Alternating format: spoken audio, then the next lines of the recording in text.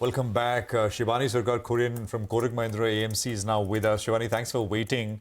Appreciate your time here on CNBC.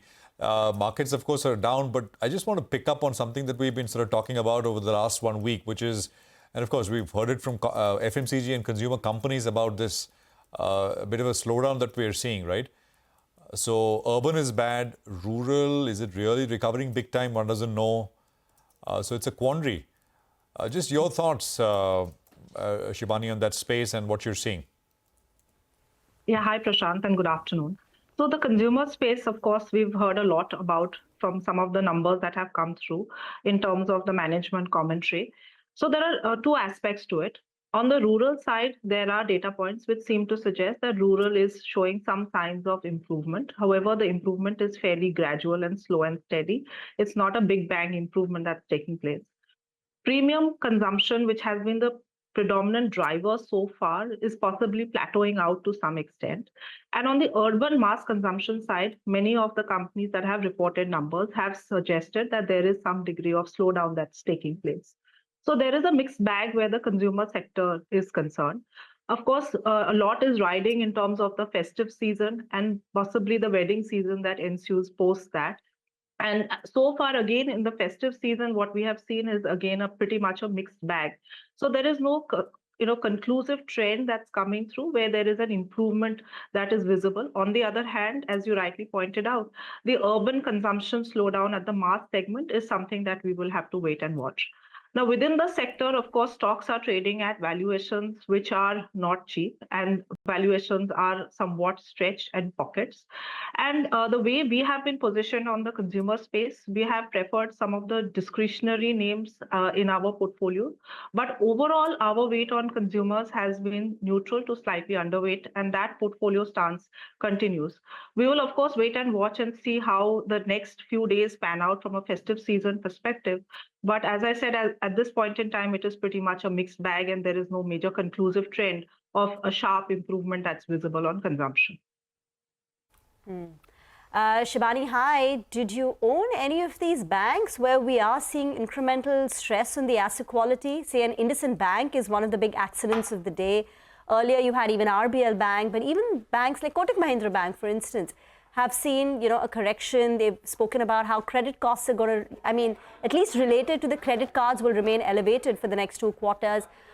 Do you own any of these in your portfolio, and what is the approach now? Yeah, so we have financials in our portfolio. Of course, our overall financials weight in the portfolio has been underweight for a while.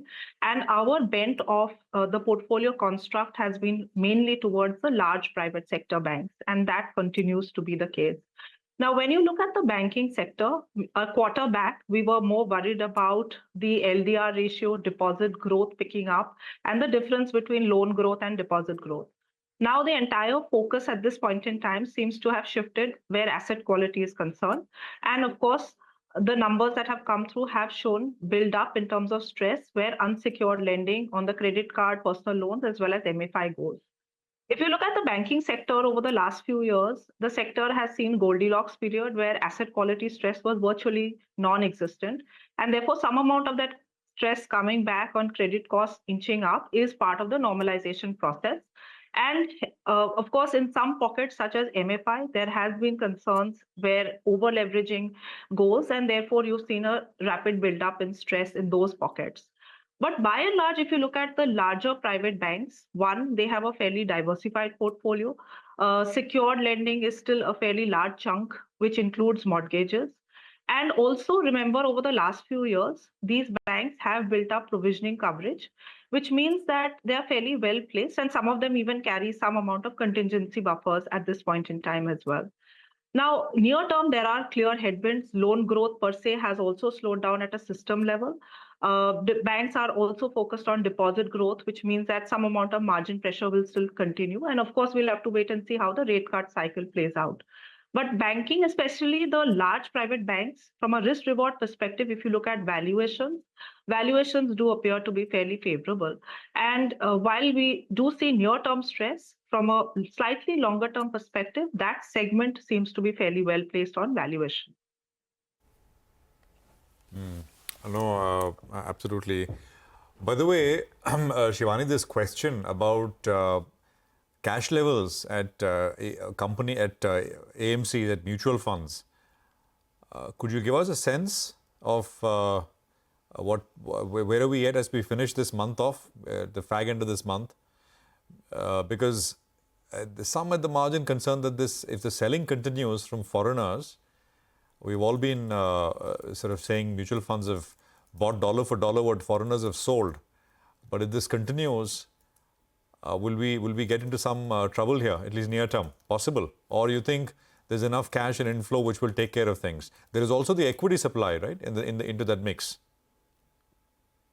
Yeah, so you're right, Prashant. Some of that equity supply in the mix has possibly been one of the reasons why, if you look at from an overall deployment perspective, some amount gets diverted there. However, a few things to note. One, from the SIP perspective, flows continue to remain fairly sticky. I think there is a definite change in investor behavior over the last few years, which has meant that if you're looking at investments are coming in with a longer term perspective, and therefore the SIP flows continue to support in the overall scheme of things, and that I think should continue. Secondly, there has been some degree of maturity where investors go when, in the previous markets where, there was market correction or volatility, investors would see some degree of panic, especially the retail investors. I think with a lot of investor education, some amount of that has also possibly changed. And that's possibly a structural change that you're seeing in terms of the mindset where retail investors are concerned. Now, it is possible that, some amount of cash would have been deployed. But as I said, as long as the SIP flows remain fairly sticky, also remember there are funds which are, the hybrid funds or the balanced advantage funds, which will possibly deploy money as markets come off and increase equity allocation because of the nature of the funds. So that all of those together would mean that over a period of time, flows from a domestic perspective should remain fairly stable. However, near term, of course, it's difficult and we'll have to wait and see how that pans out.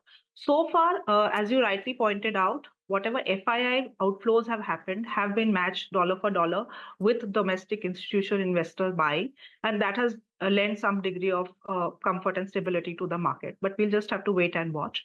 But my feeling is that, unlike in the past, where retail investors would treat market volatility with some amount of fear, the thought that equity markets will see volatilities in pockets, that investor education and training has possibly helped in a great way.